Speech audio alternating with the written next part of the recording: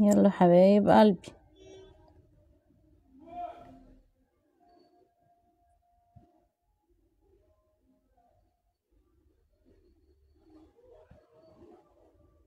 يلا عشان عايزين نبدأ النهاردة ان شاء الله نعمل بوت الشمع.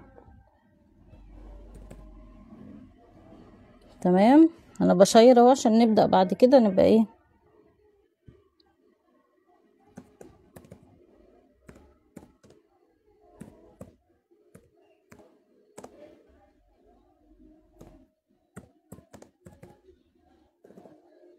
يلا حبايب قلبي.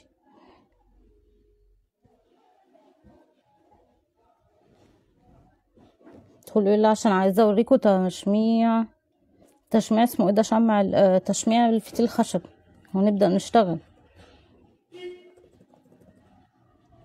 تمام.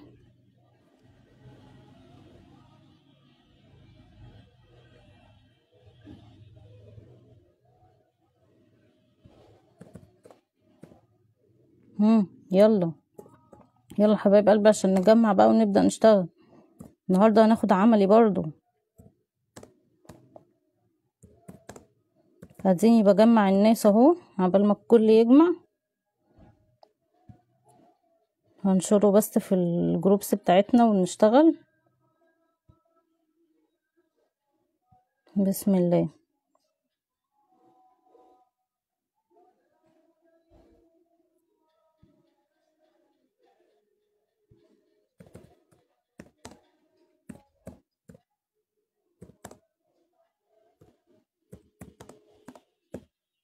مين جه؟ طب حلو، بدأت الناس تيجي اهو. يا مسهل عشان عايزين نبدأ نشتغل النهاردة عملي برضو. النهاردة بقى هنضيف عطر وهنعمل نسب. عايزاكم اهلا وسهلا يا حبيبة قلبي، اهلا وسهلا يا شروق. عايزين بقى ان شاء الله النهاردة نعمل بقى بالعطر اهو، هندمج عطر اهو وهنعمل نسب عشان نعمل بوت خشب. ماشي زي ده كده، بس ده الصغير وده الكبير بقى بتاعه. شايفين الفرق في الحجم؟ هو بيجي كده صغير وكبير. طبعا الخامات من خامات شموع اصلية. ماشي، الخامات من خامات شموع اصلية، لان انا للامانة ما بضمنش اي حد بصراحة، انا بشتغل بخاماتي بس. تمام.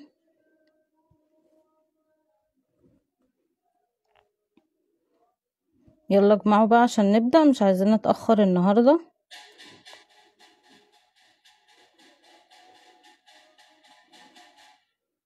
مش عايزين النهاردة نتأخر، عايزين نشتغل على طول. ماشي.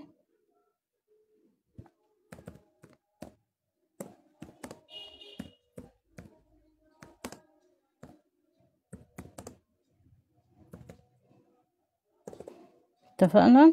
هنشتغل النهاردة عملي، هنشتغل بقى حاجة مختلفة عن اللي احنا اشتغلناها امبارح، عشان تعرفوا بس ان احنا ايه، عايزين ننوع كده ونعمل حاجات لطيفة مع بعض ان شاء الله تعالى. تمام. انا كده يعني ايه، بصوا بشير اللايف عشان عشان نبدأ بقى كده مع بعض معلومات عن الكونكريت. بصي هقولك حاجة، امبارح احنا اشتغلنا معلومات عن الكونكريت يا شروق، وهتلاقيها على البث موجود، ما تقلقيش. جيتي يا حبيبة قلبي يا رحاب، نورتيني يا قلبي. عشان هتبدأي مشروع خاص بيكي، اوكي ما تقلقيش خالص، انت تابعيني النهارده. بس هنشتغل شمع عشان نشتغل حاجة كده مختلفة. تمام، ما اشتغلناهاش امبارح. بصوا بقى ساكيه، بس اشوف الشمع ايه نظامه، عشان لو لقيت الشمع برد هروح اسخنه تاني. بصوا بقى انا كده مسخنه الشمع زي ما اتفقنا. سخنته في ايه؟ في حمام مائي. خلاص سخناه في حمام مائي. ركزوا بقى معايا عملت ايه. انا جبت الفتيل الخشب ده كده خلاص، وجبت مقص الفتيل. ماشي، وهقسمه نصين. تمام كده. ايوه اخيرا لحقتي من الاول. يلا ركزوا بقى معايا عشان والله النهارده هناخد بقى معلومات مختلفه. ده بقى تشميع الفتيل الخشب. ماشي. دي افضل طريقه. بنجيب الفتيل الخشب كده وبنقسمه نصين. بنعمل ايه؟ بنقسمه نصين. انا جايبه بس فتيل مقصوص اهو اوريكم عليه. بقسمه كده وليكن كده مثلا عند الحز ده كده اهو، تمام، عشان بس يبقى متساوي يعني، تمام، واقصه كده. خلاص هعمل ايه دلوقتي؟ هقوم حاطاه في الشمع بتاعي. على فكرة الشمع هيبرد عشان انتوا اتأخرتوا النهاردة على الميعاد يعني. بصوا هبدأ ان انا بصراحة اروح اسخنه تاني. هعمله كده بس في الشمع اهو، حطيته في الشمع وهطلعه بقى. هطلعه اصلا بايدي، الشمع برد فهطلعه بايدي، تمام. لا ده انا كمان هروح اسخن الشمع على فكرة، بس مش هتأخر عليكم ما تقلقوش خالص. يعني ايه تسخين الشمع بيكون يعني اسهل من ان انا بسيحه من اول وجديد، تمام. ثانية بس عشان مسك في ايدي طبعا لانه اتصلب خلاص. استنى هروح اسيحه تاني واجي. خليكم بقى موجودين وبصوا لغايه لما اجي. عايزاكم بالله عليكم تشيروا اللايف عشان اوريكم ايه. هسيح الشمع واوريكم تشميعه بيكون ازاي في شمع العسل. ماشي شيروا اللايف، انا شيرت حبه، انتوا بقى كملوا بس لغايه لما اجي.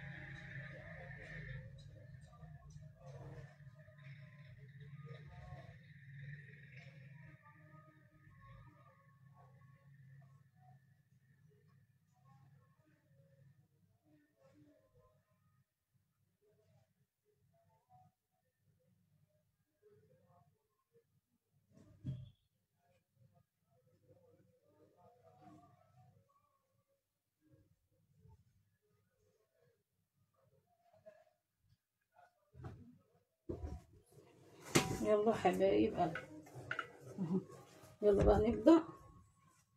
بصوا بقى كده انا رحت سيحت الشمع، تمام.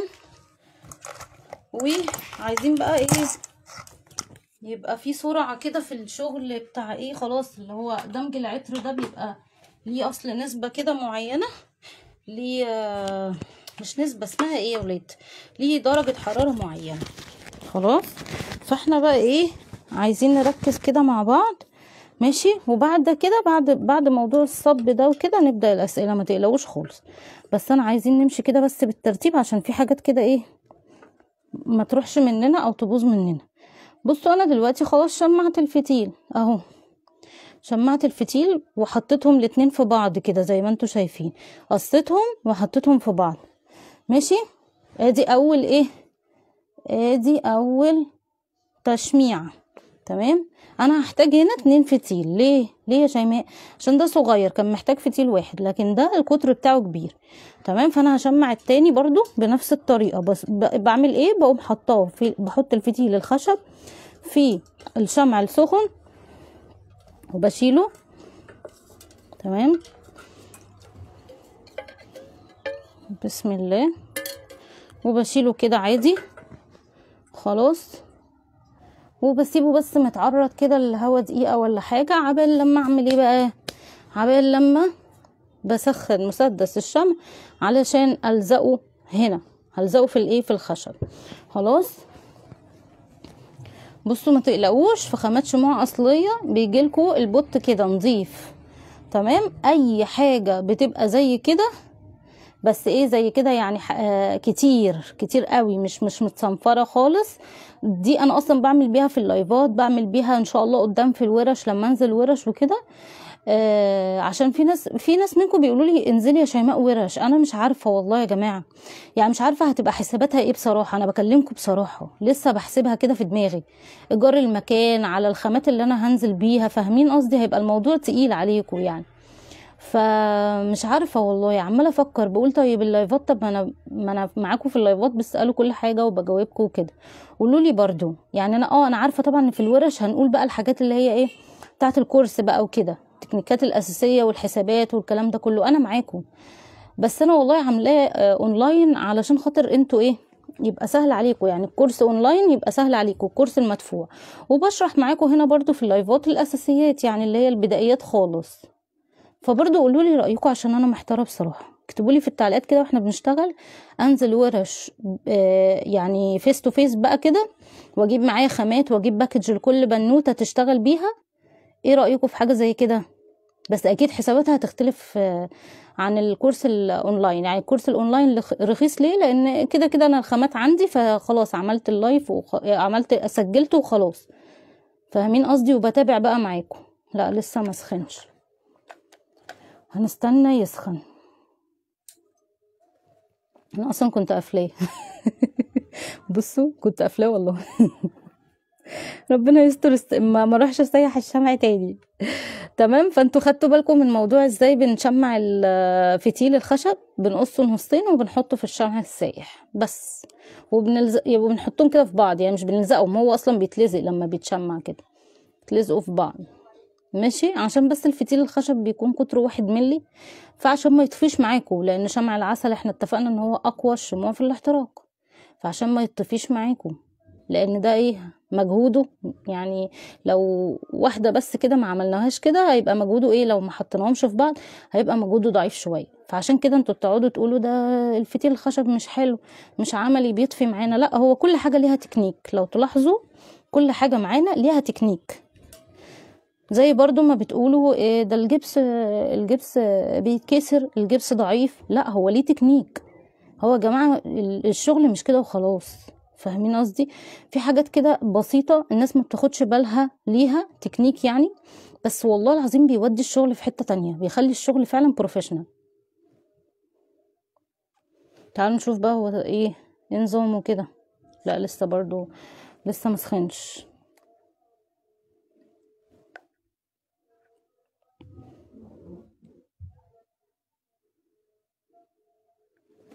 نشوف لو في اسئلة. وهو في الجار بصي يا ريم، لا مش هيطفي منك. موضوع ان انت تصبي عليه في الشمع وهو في الجار ماشي، احنا هنعمل كده، بس لازم برضو تحطيه في الشمع يتشمع عشان ما يطفيش منك وترجعي تقولي ايه ده هو ليه اتطفى هو ليه كذا، فاهمه؟ احنا كده بنحافظ زي ما اتفقنا امبارح. خدنا ايه في التشميع بتاع الفتيل القطن؟ عشان كده يبقى انتوا شفتوا التشميع بتاع الفتيل القطن والخشب. الخشب برضو لازم يتشمع يا جماعة علشان ما يطفيش منكم، عشان زي ما اتفقنا لما بنعمل التكنيك صح الحاجة الحمد لله اللهم بارك بتبقى زي الفل. تمام. لا لسه على فكرة لسه برضو مسخنش قوي.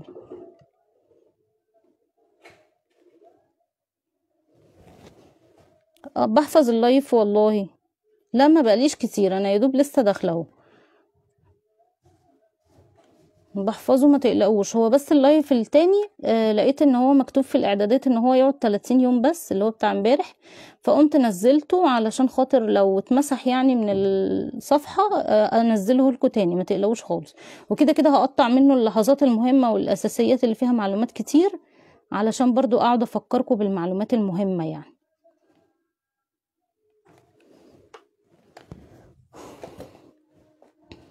فاكرين امبارح قلت لكم ايه؟ قلت لكم انا بحط ايدي حتى في شمع مسدس الشمع. مش هضحك عليكم يعني، اللي هعمله هقول لكم عملته. ما عشان لازم، عشان ايه؟ انا اشوف هو هيمسك ولا لا، سخن ولا لا.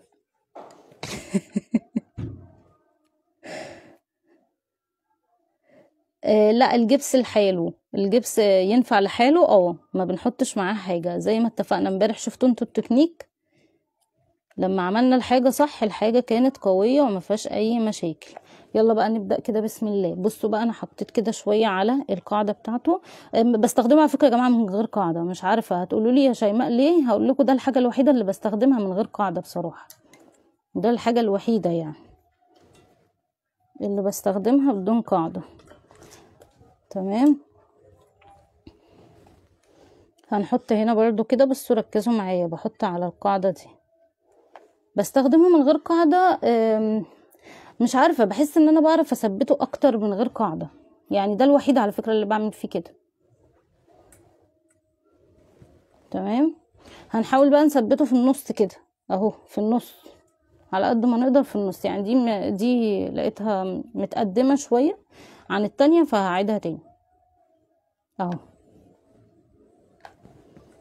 ماشي. نحاول نخليه مظبوط، نتك عليه كده بس شوية عبال ما ينشف.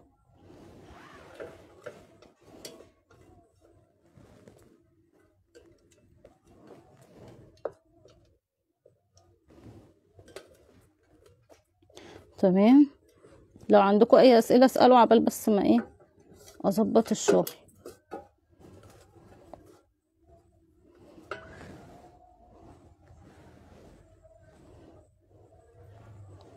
مش بتستخدمي شمع الصويا؟ يا ريم، مش بستخدمه. هقولك ليه. مش بستخدم شمع الصويا علشان خاطر شمع الصويا للأسف في مصر مغشوش، فأنا مش بستخدمه. لو عندك شمع صويا من برا مصر مضمون، جايباه من برا مصر بنفسك، استخدميه وما تقلقيش منه، بس جوه مصر منصحش. هو ده احسن ولا الفتيل احسن؟ بصي، لو انتي معايا امبارح يا شروق هتلاحظي ان انا استخدمت الفتيل اللي هو القطن، والنهارده استخدمت الفتيل الخشب. الاتنين حلوين جدا، ما تقلقيش. والا ما كنتش حطيتهم في الكورس في الدبلومه، وما كنتش شرحت لكم الاتنين بيتشمعوا ازاي. بصوا معلش، هروح اسخن الشمع تاني، شكل النهارده الجو ساقع ولا ايه؟ علشان بعد كده هنيجي نسخن دي.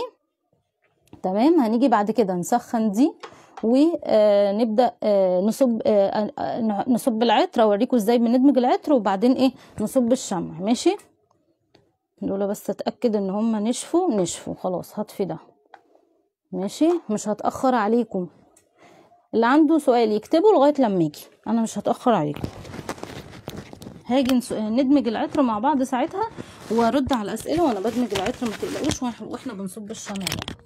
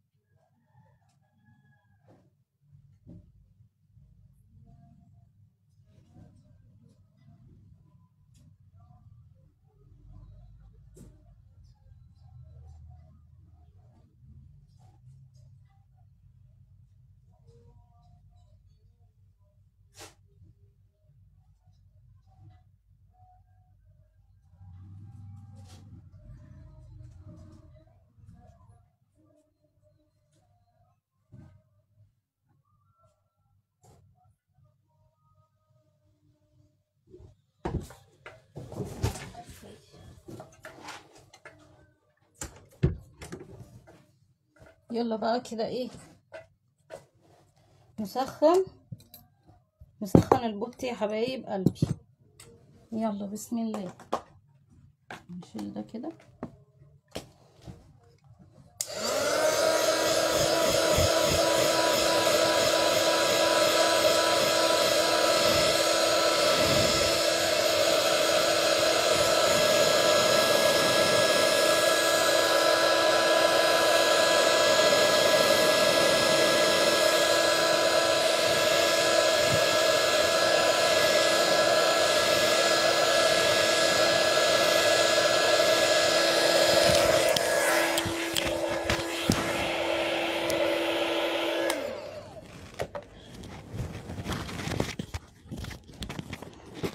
بصوا كده احنا سخنا البوت ده العطر خلاص. ده 10 جرام علشان انا عامله 100 جرام ماشي.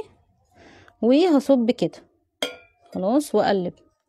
صبيت حبه هيعمل لي زي سحابه كده، مش عارفه بقى انتوا هتشوفوها دي ولا لا. هيعمل لي زي سحابه كده عادي، ده معناها ان جوده العطر تمام. احنا بنصب العطر على 70 تمام. ده مندرين بقى العشق. عايزه اقول لكم الريحه خلاص، الريحه خلاص طلعت كلها اصلا. ده انا ما صبتش كله لسه. هنصب كده بقى لمده دقيقتين، رايح جاي رايح جاي لمده دقيقتين تمام.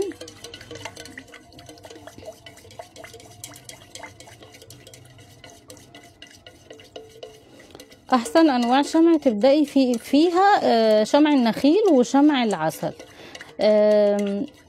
ايه فايدة التسخين؟ يعني بصي علشان بس ما يطلعش من الجار، يعني فاهمه قصدي، عشان يبقى ما تبقاش هنا ساقع وهنا سخن فاجي احط فيفصل من الجار.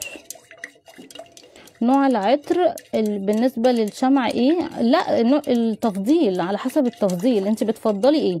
بس شمع العسل مش بيقبل كل العطور فعلا، بيحب العطور الحمضيه والعطور القويه النفاذه. هو شمع العسل كده. هنبدأ بقى نصب بسم الله كده. زي ما انتوا شايفين انا مثبته ايدي خلاص، مثبته ايدي وبصب كده ايه على مسافه، ولا بصب بسرعه ولا بصب بالراحه تمام.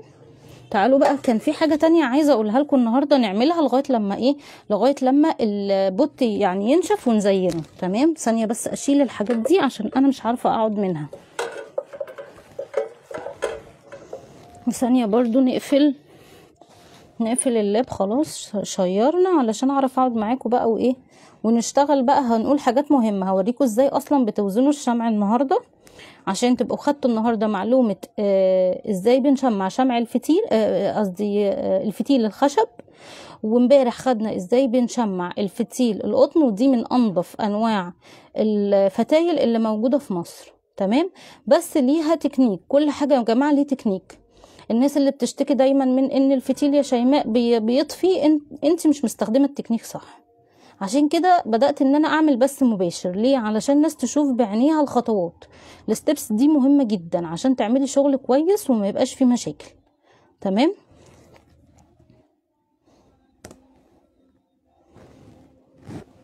ايه تاني اسئله؟ هقولك حالا يا ريم، هقولك حالا ما تقلقيش خالص، بس ثانيه واحده.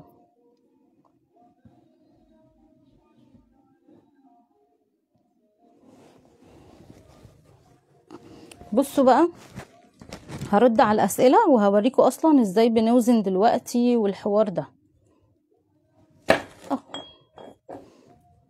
تمام. انا بس بفضي كده عشان نعرف نشتغل ونعرف نشوف الاسئله ايه. وروني كده بقى الاسئله. بسم الله الرحمن الرحيم. هجيب الاسئله من الاول يا جماعه ماشي، علشان خاطر يا حبايبي ما يفوتنيش حاجه. بسم الله.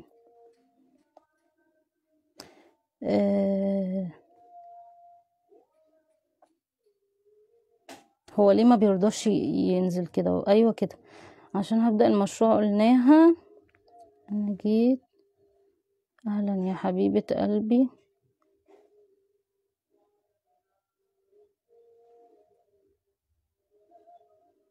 تمام، هنا مفيش اسئلة، كانت الناس بس بتخش. آه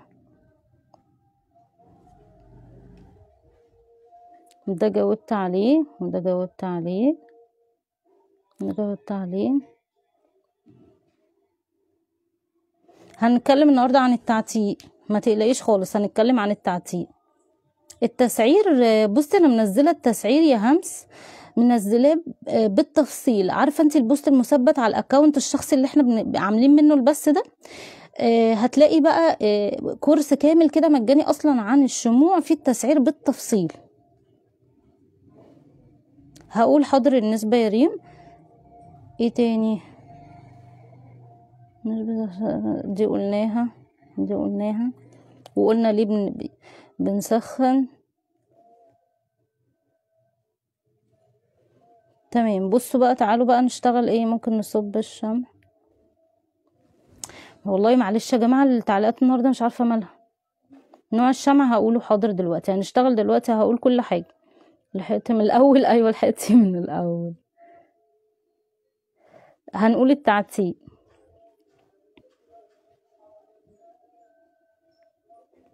هحتفظ باللايف. انتوا عارفين ايه اللي بيحصل؟ اجي ادوس على التعليقات عشان ارد عليها بالترتيب، الاقيها راحت. فاستنوا بقى كده عشان نشوف في ايه النهارده. بسم الله. نوع الشمع، شمع النهارده هقول لكم دلوقتي نوع شمع. ماشي، ربنا يخليك. ماشي تمام، يلا بقى نبدأ. بصوا بقى يا حبايب قلبي، تعالوا ناخد حاجة مهمة جدا. هجي خلاص بقى دي هنسيبها تنشف كده، ونيجي بقى كده مع بعض كده في الحتة دي عشان هنقول حاجة مهمة. ركزوا معايا دلوقتي. انا عندي في جروب خامات شموع اصلية، تمام، لاني للامانة بشتغل بخاماتي، بوفرها بنفسي. ليه يا شيماء توفري بنفسك الخامات؟ علشان خاطر انا مش ضامنه السوق. انا جربت اصلا في بدايه شغلي ان انا اشتري شمع، وكان بيبقى فيه مشاكل كتير، وفي الاخر اكتشفت انه لا، ده بسبب الخامه. لما جبت بقى خامات نظيفه، تمام، فعرفت ان هو بسبب الخامه. تمام. الناس عشان بتكسب بتخلط شموع وكده، وانا مش بعمل كده. انا بديكوا الشمع صافي، سواء شمع فليكسات، شمع عسل فليكسات، سواء اللي هو الشمع ده اللي هو الحبيبات الاوف وايت، او سواء اللي هو بنعمل شمع او سواء اللي هو شمع النخيل، خلاص، اللي هو ثلاثي الضغط. تمام كده. طيب انا دلوقتي عملت ايه؟ انا عملت بوت 100 جرام اهو، اهو ده. استنوا ابعد كده عشان تشوفوا كل حاجه. عملت البوت ده 100 جرام، 100 جرام شمع. ماشي. قسمت النسبه ما بين 10 نخيل، 10% نخيل، و90% عسل. وانا بصراحه بحب احط العطر بره النسبه، خلاص، عشان دي انسب طريقه للمبتدئين. انا طبعا في الدبلومه حاطه الطريقتين، تمام. حاطه الطريقه الاولى في المستوى المبتدئين اللي هي ان احنا بنحط العطر خارج النسبه، وحاطه في المحترفين ازاي بنحط العطر داخل النسبه، خلاص. فانا حاطه 10%. طيب لو حسبناها على الآلة الحاسبه هتلاقوا انه هو 100 جرام، 10% يبقى ايه؟ يبقى 10 جرام. 90% يعني 90 جرام، وهنا 10% برضو يعني 10 جرام، خلاص. يعني كده الاجمالي 110. فانا بحط ازاي بقى يا شيماء بتعملي؟ بجيب كده ادي، خلاص، الميزان. انا فتحت الميزان، مش دي ليها وزن؟ ليها وزن اهي 43 جرام. هعمل حاجه اسمها تير، يعني هشيل وزنها، مش عايزاها، خلاص كده. انا مشكلتي ان ايدي فيها عطر. ماشي.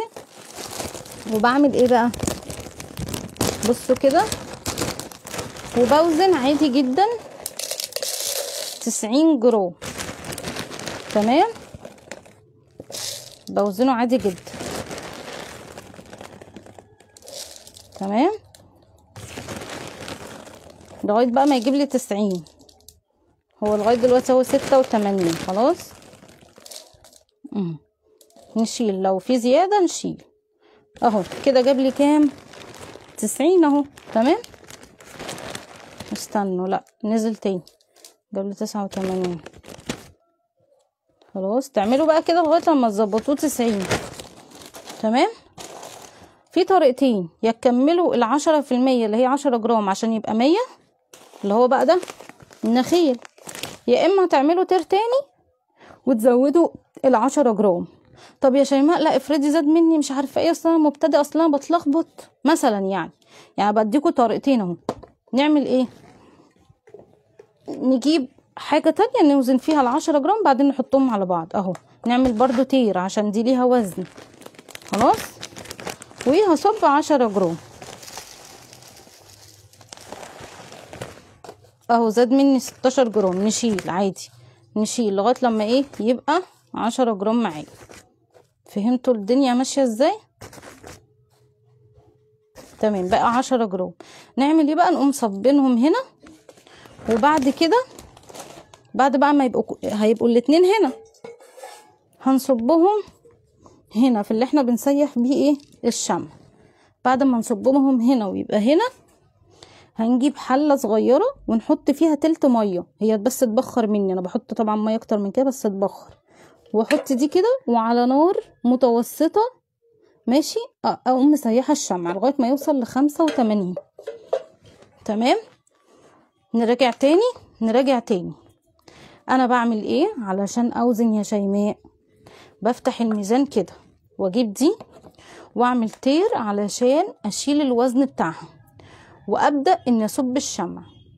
انا عايزه 90 جرام، هوزن 90 جرام. تمام، وده عسل. وهنا انا عايزه اوزن 10 جرام، هعمل برضو تير واقوم وزن 10 جرام من شمعين نخيل واحطهم على بعض، وبعد كده واقلبهم طبعا واحطهم هنا في بتاع الشمع وانا طول ما انا بيسيح معايا وعشان يوصل لدرجه الانصهار انا بقلب بدمج بينهم. تمام، ومش بحطه على النار مباشره عشان الشموع الطبيعيه شموع بتتحرق وبتغمق مننا. تمام، وبالذات شمع العسل ان هو قابل اصلا للغمقان، هو اصلا بيغمق شويه.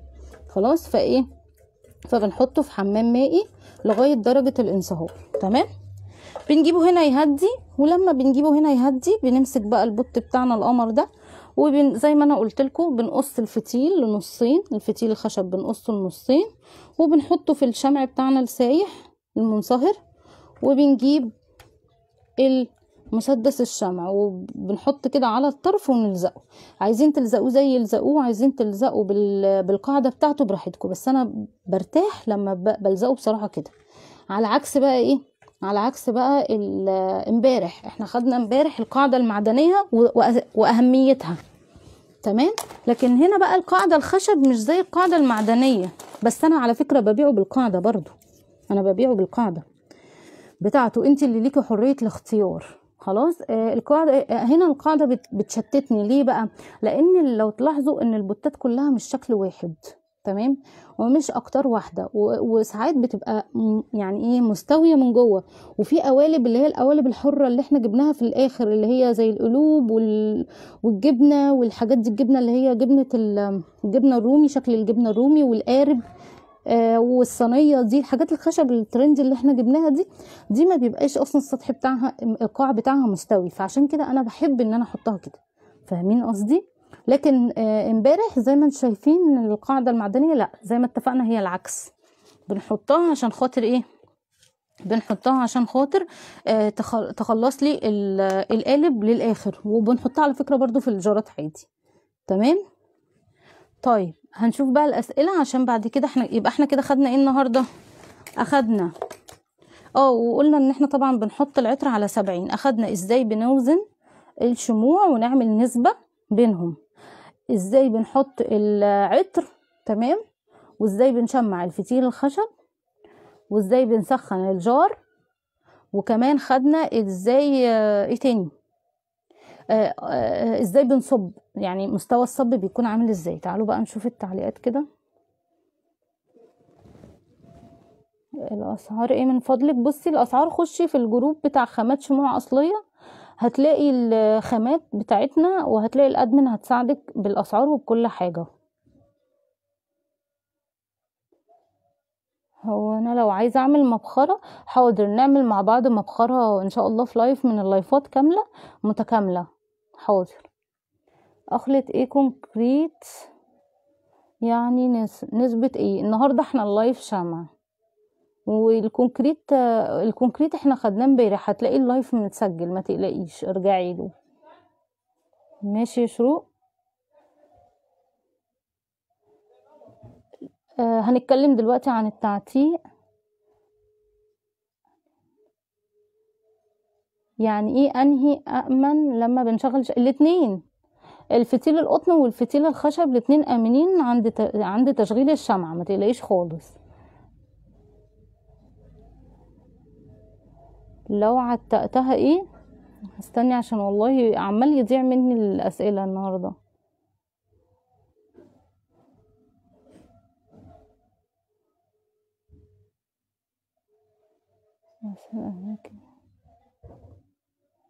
هي نسبة اضافة العطر قلناها. طبعا في الفواحات بتكون اعلى طبعا. انهي امن لما نشغل الشمعة؟ نوع العطر المناسب للشمع. انا شكلي اروح اجيب الموبايل التاني، مش عارفة والله العظيم اللايف الكومنتات مالها النهاردة ومش عارفة امسكها.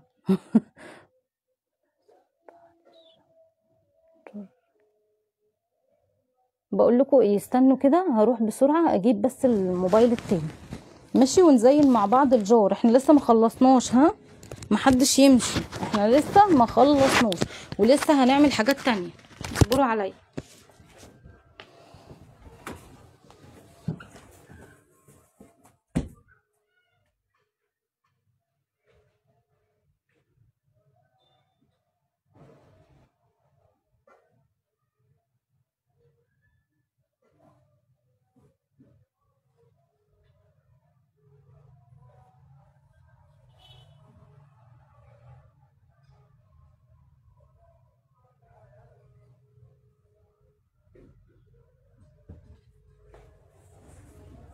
جبنا بقى الموبايل التاني عشان انا مش عارفة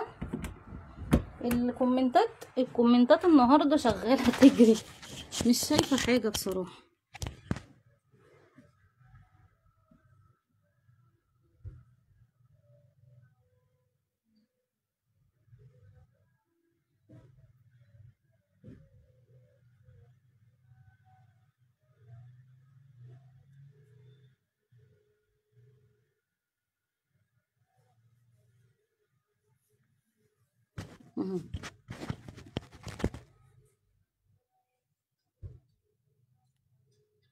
بس كده جبنا الموبايل التاني.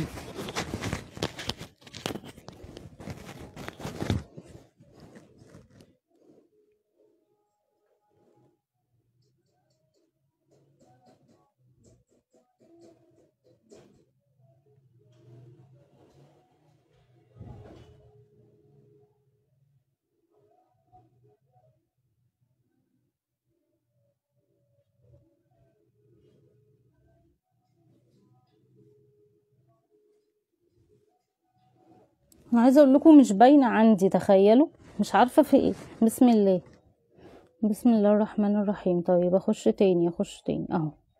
ازاي اعرف درجه الحراره؟ بصي بالترمومتر. نسيت بقى اقول لكم معلومه مهمه اهي دي برضو معلومه مهمه. احنا بنفتح من هنا من الاون والاوف، لازم نظبطه على السي يعني درجه سيليزيه، ماشي؟ عشان في اف يعني فهرنهايت. شايفين الزرار ده لو دوست عليه كده هيجيب لي اف يعني درجة فahrenheit، لو دوست عليه تاني هيجي لي سي يعني درجة سيليزية، واحنا بنشتغل بالدرجة السيليزية. بصوا بنعمل ايه. ادي كده معايا البتاع اللي انا بعمل فيه الشمع، خلاص بحط كده ما بوصلوش للقاع، عشان طبيعي ان القاع هيبقى اسخن فمش هيديني درجة الحرارة المناسبة، فلازم ان انا بمسكه كده بايدي ماشي، ولغايه لما يوصل لدرجه حراره 85 اللي هي درجه الانصهار اجيبه هنا. طيب هنا بقى اقوم قبل ما اجي احط العطر واقلب بقى دقيقتين كده ان انا احطه كده واشوف درجه الحراره تمام، لو 70 او لغايه 65 عادي شغال. بحط ايه العطر تمام. ايه الفرق بين الالوان البيجمنت والمايكا وايهما افضل؟ بصي يا ريم، الالوان البيجمنت تمام هي الوان قويه واحنا امبارح استخدمناها، بس خدي بالك انه في الوان بيجمنت بتصبغ القوالب فبلاش استخدميها في الحاويات افضل والبوتات زي كده، بس ما استخدميهاش في القوالب. ليه؟ علشان خاطر لما تيجي تعملي شمعة فاتحة هتبوظ لك الدنيا، فبلاش يعني تمام. المايكا بنستخدمها في الشموع الفندول اللي احنا عملناها في الكورس المجاني، تقدري تستخدمي فيها المايكا، لكن ما تنفعش مع الفتايل، ما تنفعش مع الشموع اللي فيها فتايل. ليه؟ علشان خاطر المايكا تقيلة شوية فبتسد الفتيل، فهيبقى عندنا بقى مشكلة انه ايه، هتعمل مشكلتين: مشكلة تأخر انبعاث العطر، يعني العطر مش هينبعث معانا بسهولة، الريحة هتبقى مش تمام، يعني مش ظاهر العطر كله. وتاني مشكلة ان هي هتطفي اصلا الفتيل الخشب بيتشمع يا اسماء، احنا لسه يعني اللايف هيبقى موجود، ما تقلقيش، هتلاقي ان احنا كنا بنشمعه طريقة تشميع وعملي قدام الكاميرا في اللايف. وكده احنا قلنا طريقة تسخين القوالب، لو سمحتي امبارح حطينا في البث المباشر، ارجعي له ازاي بنسخن القوالب بالهيت جان، ماشي. وكمان ازاي ان احنا بنشيل الشمعة من القالب، وازاي ان احنا بنحط الفتيل بطريقتين مختلفتين على حسب انواع القوالب اللي عندنا، وايه هي انواع القوالب. شرحت كل ده بالتفصيل يا ريما في البث بتاع امبارح، ارجعي له.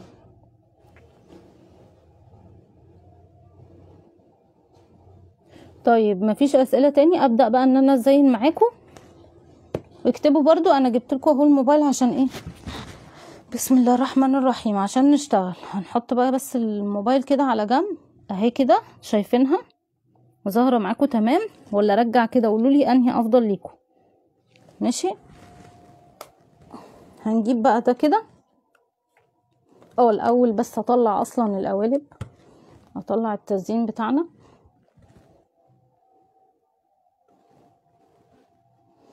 دي بقى بكره بقى ان شاء الله.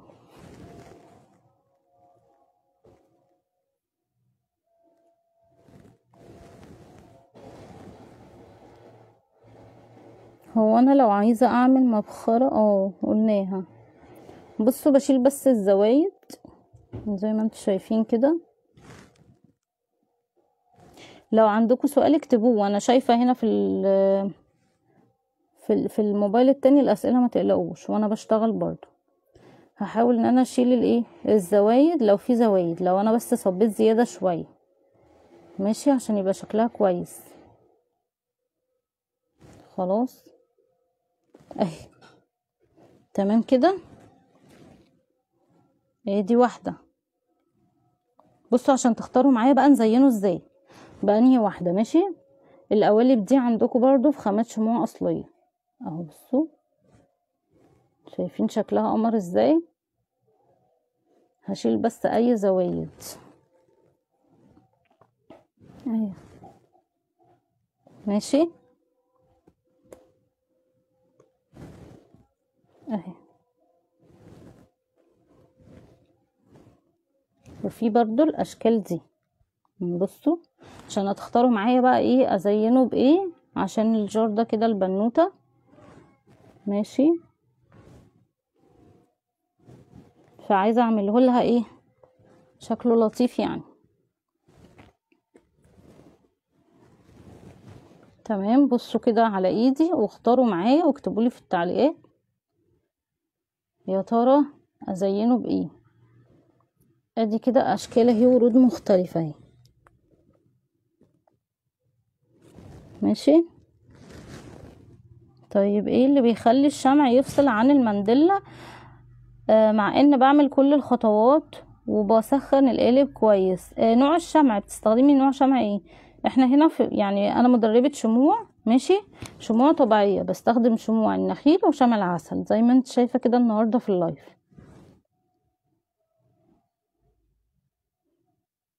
ينفع يا ريم تستخدمي الوان سائلة في الشموع؟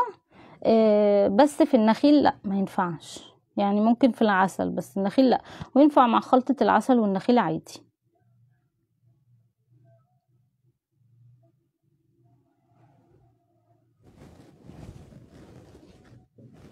هيختاروا بقى معايا، اختاروا كده معايا وقولوا لي نعمل ايه. انا بفضل بصراحة، يعني لو ذوقي انا، لو هتقولوا لي ايه هقول لكم دي عجباني قوي بصراحة، و... ودي التلاتة دول عجباني قوي. لو انا اللي هختار يعني الصغيرين، ايه ده انت زي ايه اه الصغيرين الورد الصغير هو فعلا بصراحة بص جميل اوي الصراحة. انتوا اذواقكم قريبة مني يا ولاد والله، احنا بناتيت زي بعض وايه وحاجتنا شبه بعض. طب تعالوا بقى نعمل نسيح السطح علشان نعرف ان احنا ايه نثبته كده ويبقى شكله حلو. ماشي. اه برافو عليك والله العظيم، انتوا ذوقكم زيي. الشمع الحجم الصغير هيبقى سيمبل واشيك. صح صح. انتوا اساتذه، انتوا اساتذه. بسم الله.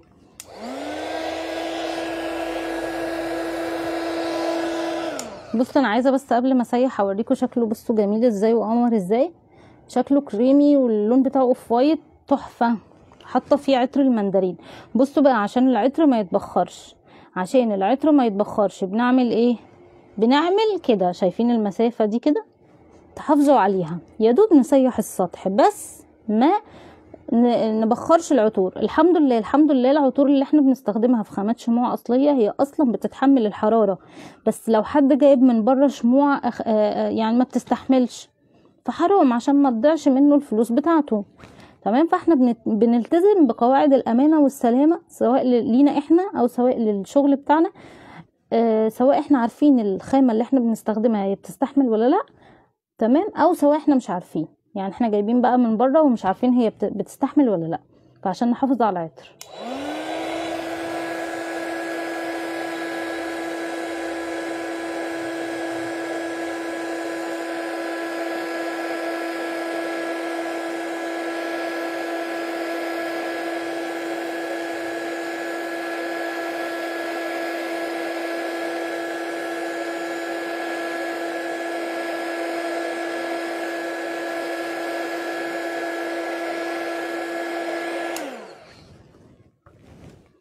بصوا هو بينشف على طول فيا دوب ايه بقى، نحطه ونجري نحطه ونجري بجد والله مش بهزر، نحطه ونجري. تمام.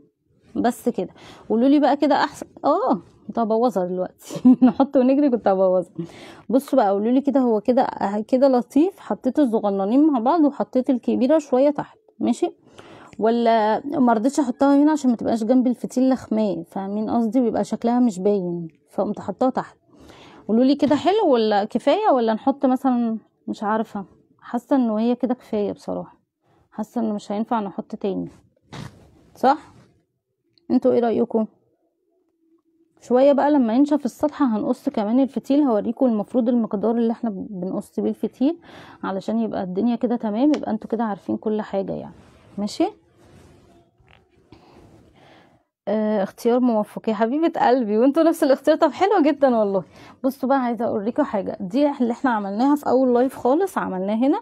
ماشي. دي الحجم الصغير شويه، تمام، فهحتاج فتيل واحد. الحجم الاكبر بيحتاج 2 فتيل. خلاص. الحجم الاكبر بيحتاج 2 فتيل. ده زي ما اتفقنا ان احنا امبارح لما اتكلمنا في الفتايل قلت لكم ان احنا عندنا في الدبلومه قسم كامل عن الفتايل، فموضوع الفتيل ده يعني بحر، فاهمين قصدي؟ انا مش بخوفكم، بس بقول لكم ده اكتر حاجه بتحتاج حسابات معانا كده، ويعني ايه واختبارات. فعلشان كده انا لما بشتغل معاكم في لايف بشتغل معاكم في حاجات سيمبل بسيطه، وبقول لكم مثلا ده بيحتاج كذا ده بيحتاج كذا عشان اسهل عليكم الموضوع ان انتوا تجربوا عادي في البيت. لو في اي اسئله انا معاكم. يا حبيبه قلبي يا سميه. وريم برضو بتقول ان اختيار موفق. نفس الاختيار ريما. يا حبايب قلبي احنا شكل ذوقنا زي بعض بقى، احنا شكل ذوقنا زي بعض. تعالوا كده طيب عبال لما تكتبوا لي اسئله لو في اسئله تاني. ماشي.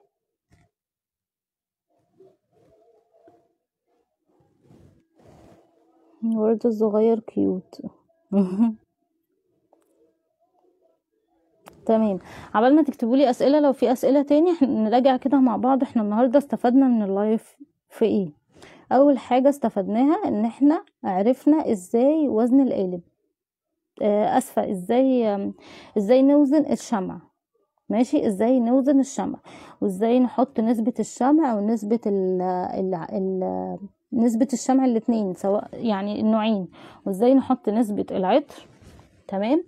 اتعلمنا النهاردة ازاي نشمع شمع الفتيل، شمع الخشب، واتعلمنا ايه تاني، وازاي نصب، المفروض طريقة الصب ازاي الصح، وازاي ندمج العطر. نسينا موضوع ازاي ندمج العطر. اتعلمنا كمان ازاي بنثبت الفتيل على القاع، عند القاع، وتعلمنا ازاي بنزين. خلاص.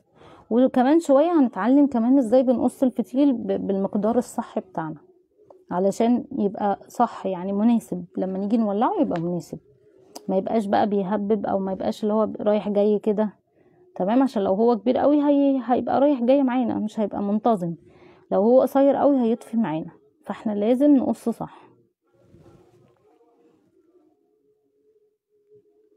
متحمسة جدا وخايفة في نفس الوقت. ده طبيعي يا شروق، ده طبيعي جدا. انا دايما بقول للبنات كده عندي، ليه بيفكروني باول شعور انا حسيته اساسا.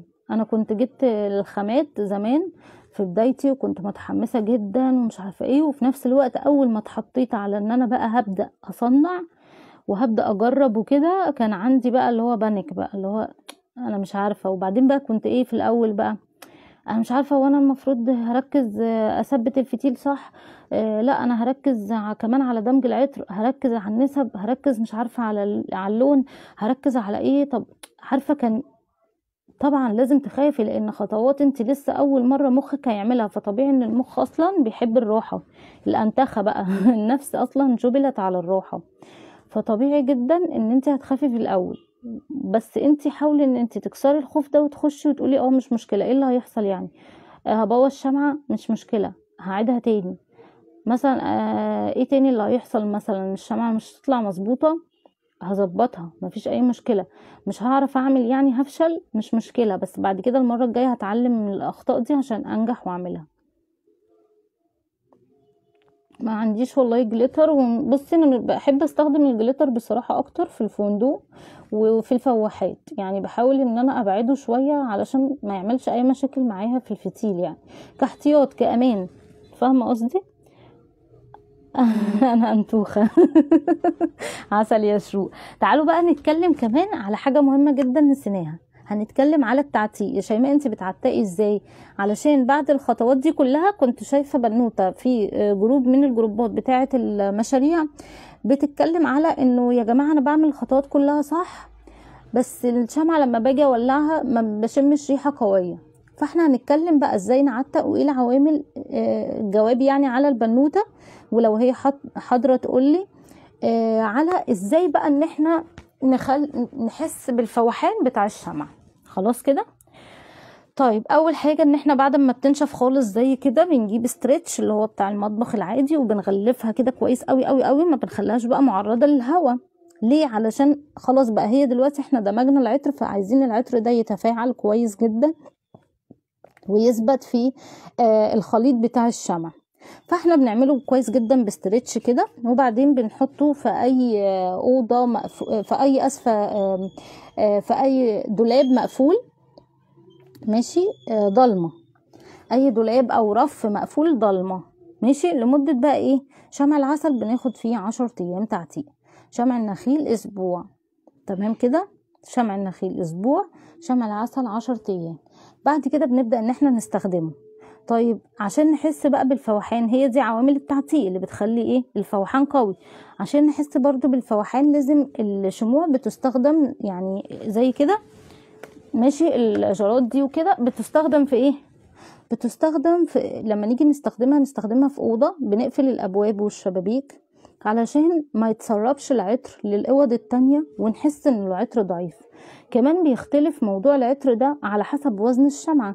يعني انا لو عندي شمعة زي دي ماشي صغيرة كده وقوالب، فطبيعي ان العطر هيتسرب منها لان هي ايه معرضة للهواء. تمام. فطبيعي العطر مش هيبقى مركز فيها. على عكس مثلا 100 جرام اهو، على عكس ايه 100 جرام اهو، العطر فيها ايه، العطر فيها هيكون اقوى في الأوضة. فهمتوا الفكرة؟ مثلا دي اللي احنا عملناها، ثانية عشان مش عارفة اجيبها اهي، مثلا اللي احنا عملناها دي، ماشي، دي 40 جرام اساسا، فاكيد طبعا مش هيبقى العطر فيها مركز. خلاص. بصي هقولك حاجة. بصي يا اسماء، على موضوع الخلطات، ماشي، يعني انا هقول حاجة بقى مش بحب اقولها بس هضطر اقولها يعني عشان الامانة طالما سألت فيها. بس انا عن نفسي بتكلم على الخلاطات كلها اللي موجودة في السوق بشكل عام. انا مش بوجه كلامي لاي لحد خالص، تمام؟ انا بقول المعلومات هنا، ماليش دعوة باشخاص. الخلطات اللي في السوق انا مش بفضلها ومش بخلي البنات يشتغلوا بيها، بقول لهم يعني ما يشتغلوش بيها علشان خاطر حاجة مهمة جدا. الخلطات دي انا معرفش مصدرها، يعني معرفش مثلا نسب فيها ايه، معرفش فيها الخامات اللي محطوطة فيها ايه، خامات الشموع اللي محطوطة فيها. كمان النسب بتختلف من الصيف للشتاء، فانا ما اضمنش الخلطة دي لو انت استخدمتيها وحلوة معاكي في الصيف هتعمل معاكي ايه في الشتاء. يعني مثلا ممكن تفصل من الجارة عندك فتبقى عندك مشكلة، فهماني؟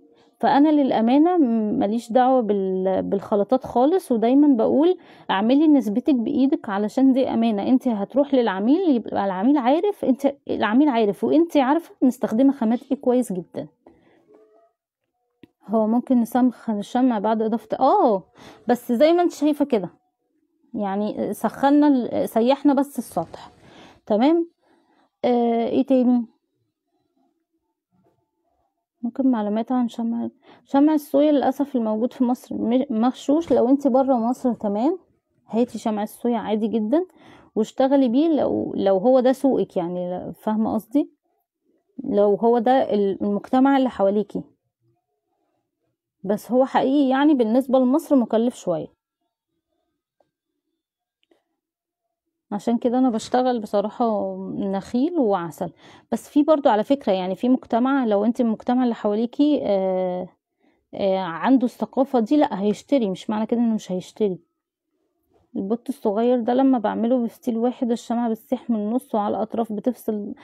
بصي، ما احنا اتفقنا بقى يا ياسمين الطريقة والتكنيك احنا بنعمل ازاي. النهاردة احنا اتعلمنا في اللايف ان احنا بنقص الفتيل كده نصين وبنحطه في الشمع، شمع العسل، وبن وبن آم، وبنشمعه، وبعدين الفتيلتين دول هنعملهم كده خلاص، وهنحطها كده في النص.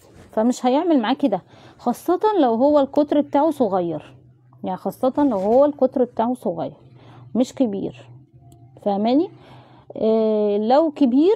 لو كبير زي ده هتعملي نفس الطريقة، هتقصي برضو الفتيل الاتنين، هتشمعيه بشمع العسل وهتحطي هنا فتيل وهتحطي الناحية التانية برضو فتيل.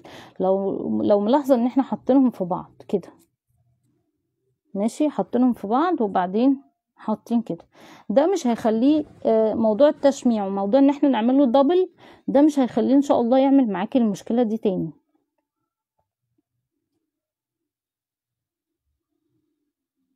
هو بصي احسن حاجة شمع الصويا، الكلام ده لو هو الشمع ده ناتشرال، يعني لو انت ضامنة ان انت جايباه مصدر يعني طبيعي مش مخلوط. فهو للأسف في مصر مخلوط. كمان مش الشمع الصويا بس، هو أي شمع طبيعي، يعني شمع العسل، شمع الصويا، شمع النخيل. بس المشكلة في ان انت تجيبي جودة نظيفة، ان انت تجيبي خامة نظيفة مش مخلوطة او مغشوشة. عشان كده انا بوفر الخامات بتاعتي في الجروب بتاعي، بوفرها بنفسي، لان انا عايزة اوصل ان انا اعمل شمعة بشكل تحفة، شكل بروفيشنال، كل اللي ياخدها يدعي لي، فهماني؟ خامات بجودة كويسة. انا لو انا مثلا لاقيه ان الصويا في مصر كويسة والله كنت جبتها، لان انا اصلا تخصص شموع طبيعية.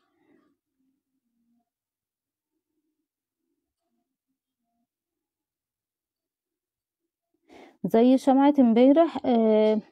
بصي انت ممكن بقى لو عايزة شمع يعني اقل في التكلفة، النخيل تقدري ان انت تشتغلي بيه توزيعات عادي يعني.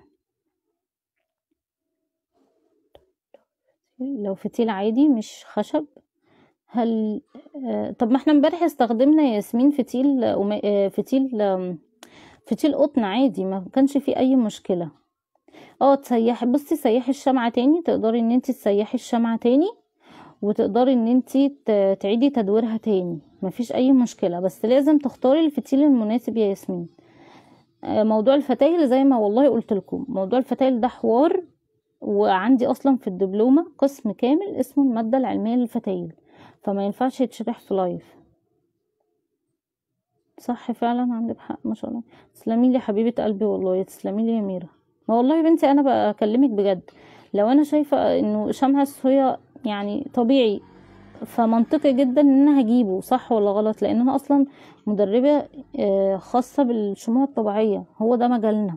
بنعمل منها كل حاجة، الشموع الطبيعية بنعمل منها الكريمة، بنعمل منها الفواحات، بنعمل منها الجراد، بنعمل منها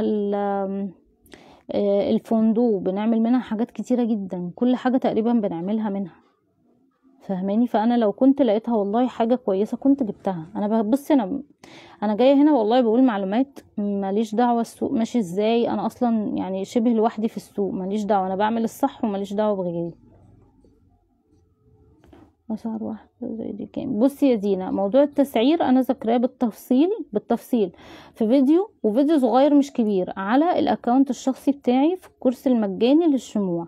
هتلاقيه فين؟ هتلاقيه في البوست المثبت، اول ما تخشي الاكونت بتاعي اللي احنا عاملين منه اللايف ده، اللي هو شيماء مدحت، كوتش شيماء مدحت، تمام؟ هتلاقيه بالتفصيل علشان تقدري ان انتي يعني تسعري صح. انا عايزاكي تسعري صح، عشان انا خايفه. مثلا انا هقول لك اهو دلوقتي، مثلا انتي بتشوفي سعر الجار ده كام، سعر الفتيل ده كام، سعر الشمع اللي انتي استخدمتيه كام، سعر العطر كام، فهماني؟ بعد كده بقى بتحطي كمان الربح بتاعك وكده. بس انا عايزاكي تشوفي الفيديو ليه؟ عشان الفيديو عملي بالتفصيل، ما توهكيش، لا عملي وبالحسابات، يعني اي حاجة فيها حسابات بحاول ان انا اسجلها زي كده في كورس مجاني او في الكورس المدفوع لو الموضوع كبير يعني.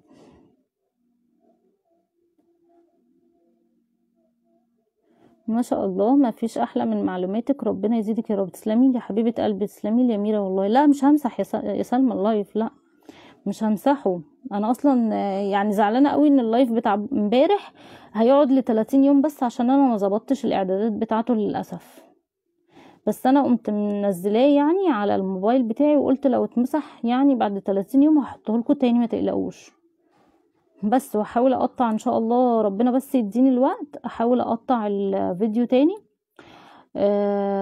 احاول قصدي اقطع البث تاني، علشان يعني المعلومات المهمة تبقى برضو على ككم دقيقة بس على الاكونت، عشان برضو اللي عنده ايه، اللي عايز يراجع المعلومات وكده. لان اصلا ان انتي تعملي حاجة بروفيشنال بتاخد منك وقت في التدريب، صح ولا غلط؟ فلازم تقعدي تعيدي المعلومات وتزيديها وكده، فانا بحاول اعمل كده والله عشان خاطركم. دخلت متأخرة يا حبيبة قلبي، متقلقيش هتلاقي اللايف، ما تقلقيش خالص. موني انا نفسي اشتغل من البيت، ما هو ده والله الشغل البيت تحفة والله، صدقيني عن تجربة.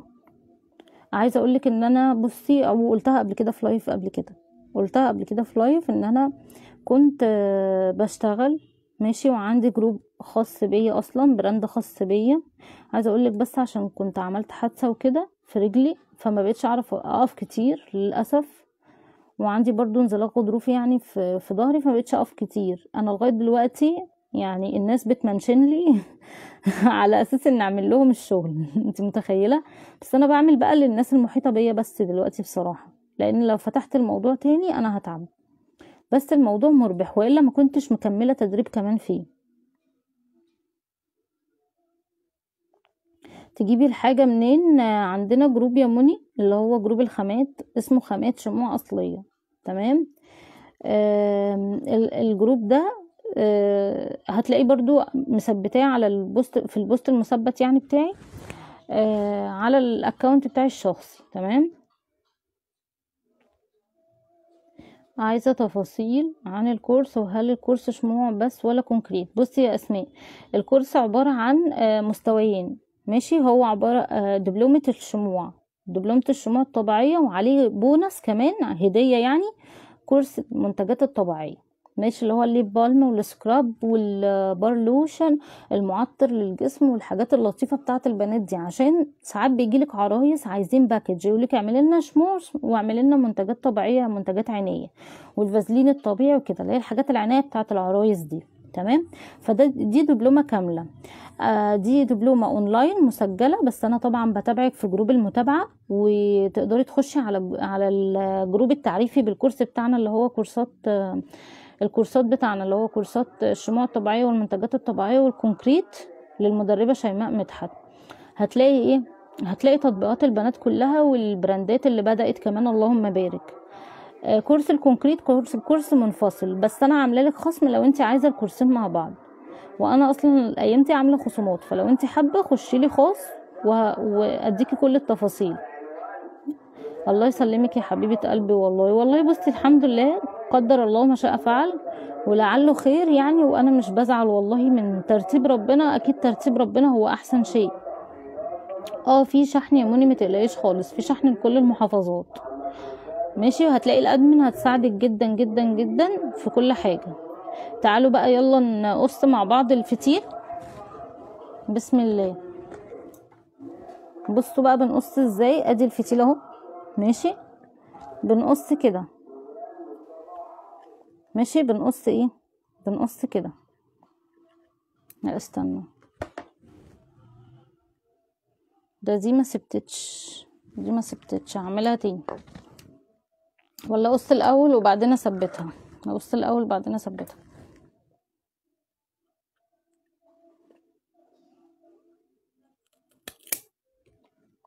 ماشي، بنسيب نص سنتي او سنتي، بنسيب نص سنتي او سنتي.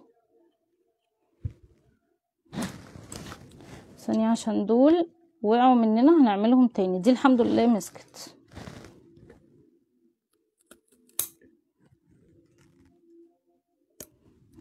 بنسيب نص سنتي او سنتي خلاص. لو احنا عاملين حاجات كتيرة هنسيب ايه، هنسيب سنتي. يعني الفتيل الخشب بنرفعه شوية عن الفتيل العادي زي كده. بصوا اهي دي سنتي عشان في شغل حواليها يعني.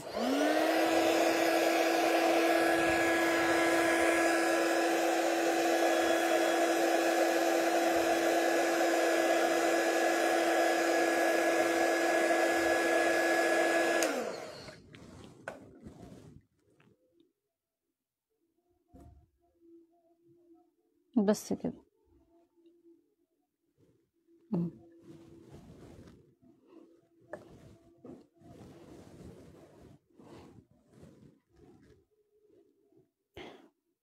بصي حبيبة قلبي، والله انا حاليا موقفة شغل شموع. انا حاليا بدرب على الشموع علشان خاطر زي ما قلت لك في اللايف في بداية من شوية يعني، ان انا للاسف ما بقيتش اقدر اقف ساعات طويلة على الشغل، فاهمه قصدي، عشان موضوع رجلي وكده. فللاسف ما بقيتش اقف كتير على الشغل، لان شغل الشموع كان بيجيلي اوردرات اللهم بارك، ممكن اقعد 10 ساعات او 8 ساعات واقفه، انت متخيله؟ فطبعا يعني الدكتور قال لي غلط على رجلك من ساعه موضوع تمزق الاربطه، ومن ساعه كمان موضوع الفقره يعني اللي عندي في ظهري. فانا دلوقتي اللي بقدمه دلوقتي كورس ان انت تقدري تتعلمي منه، ويبقى مشروع ان شاء الله مربح ليكي من البيت يعني.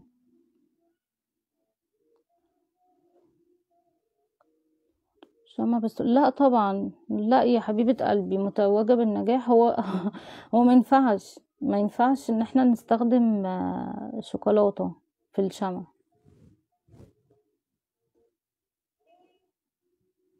هي عندكم اي سؤال تاني؟ عشان احنا مش عايزين برضو. بصوا احنا كده قعدنا يا ولاد، ده احنا قعدنا كتير والله. علشان تسلمي حبيبة قلبي، والله الله يسلمك. علشان احنا مش عايزين برضو نضيع الصلاة، لان الصلاة قدنت من اعتقد وتلت، صح؟ من 6:15. فاحنا دايما بنخلص يعني قريب من الصلاة، بنخلص كده حوالي بعد العشاء بربع ساعة او تلت ساعة، وبنبدأ الساعة 5:30 المغرب، علشان خاطر ايه. ابعتيلي يا مني، ابعتيلي حبيبة قلبي، وانا هديك اللينك حاضر، او هتلاقيه في البوست المثبت. البوست المثبت للاكونت اللي انا بعمل منه اللايف اللي هو بتاع شيماء مدحت. ماشي، هتلاقي كل حاجتي، كل الخدمات اللي انا بقدمها واكتر كمان. ماشي، عشان بس احنا مش عايزين حرام نعمل الصلاة. تمام، نبعد عن وقت الصلاة يعني. عايزة بس اسألكوا اسئلة زي المرة اللي فاتت كده قبل ما نقفل. خلاص، هسألكوا اسئلة قبل ما نقفل عشان اشوف انتوا فهمتوا ولا لا. احنا ليه شمعنا الفتيل بتاع الخشب وضعفناه؟ يعني ايه ضعفناه؟ يعني عملناه دبل كده. ماشي، قبل ما نحطه قولولي ليه.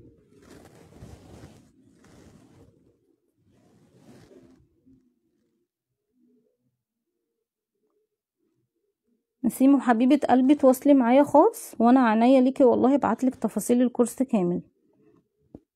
وفي اصلا الفترة دي كمان عامله لكم اصلا عشان خاطر عينكم والله، عامله لكم خصم علشان اقدر ان انا اساعدكم على قد ما اقدر ان شاء الله ان انتوا تبداوا المشاريع، سواء خصم على الكورس الواحد او خصم على الكورسين مع بعض. يعني انا عامله لكم كمان خصم على لو حد عايز الاتنين مع بعض كبداية ليه يبدأ في الاتنين يعني.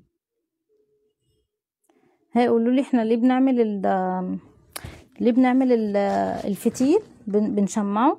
ماشي، وبنضعفه. ليه بنشمعه بشمع العسل ونضعفه؟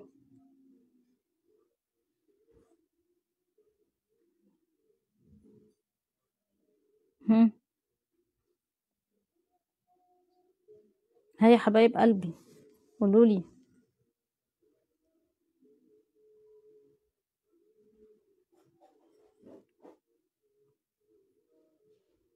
حتى يكون الاشتعال كامل.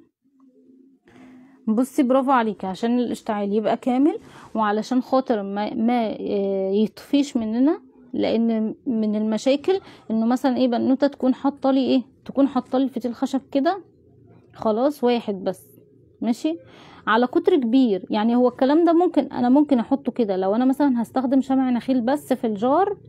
ماشي، زي كده مثلا الجار الصغير ده، ثانية ابعد ده كده اهو. الجار الصغير ده انا ممكن استخدمه كده عادي من غير تشميع ولا حاجة، وما ضعفش الفتيل واحطه كده في النص. بس في حالة واحدة بس، لو انا هستخدم شمع نخيل، لان الشمع النخيل خفيف شوية على شمع العسل. لكن لو هستخدم شمع عسل لازم اضاعف الفتيل، يعني اعمله كده قصه 2 واعمله كده واشمعه بشمع العسل. صح، عشان يكون برافو عليك، عشان الفتيل يكون مناسب برضو ما يتحرقش. تمام، وعلشان شمع العسل تقيل فانا لازم اعمل كده معاه. فاهمين قصدي؟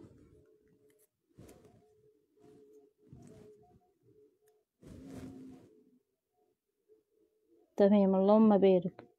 طيب عايز اسألكوا سؤال تاني، نشوف بقى كده انتوا ايه، مركزين ومصحصحين ولا لا. بنحط العطر على درجة حرارة كام؟ عشان احس ان انتوا استفدتوا النهاردة من المعلومات، وعايزاكم تطبقوا تبعتولي التطبيقات. عايزه اقول لكم في بنوته معانا من ليبيا اسمها سمية، امبارح اللهم بارك بعتت لي تطبيقاتها في الكونكريت. وعلى فكرة تطبيقاتها دي كانت من الكورس المجاني اللي هو متثبت في البوست المثبت اللي هو على الاكونت بتاعي.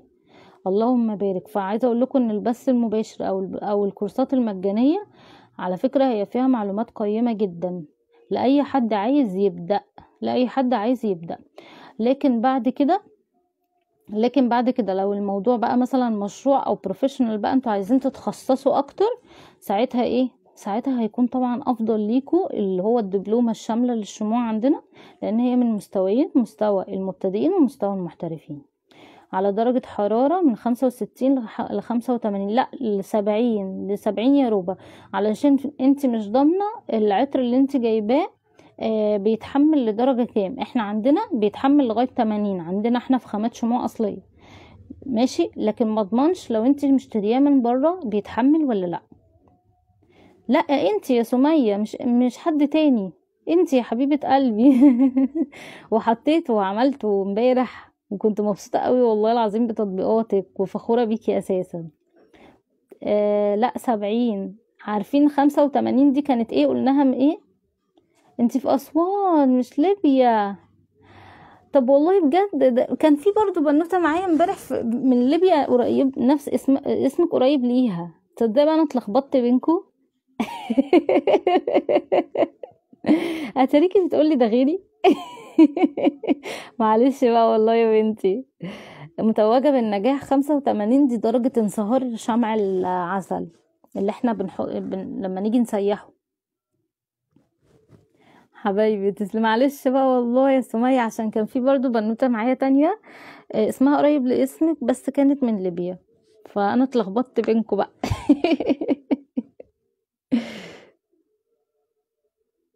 عشان بتقولي اسمي ومش بتقولي اسمه. قولي له طب مالك مالك مالك.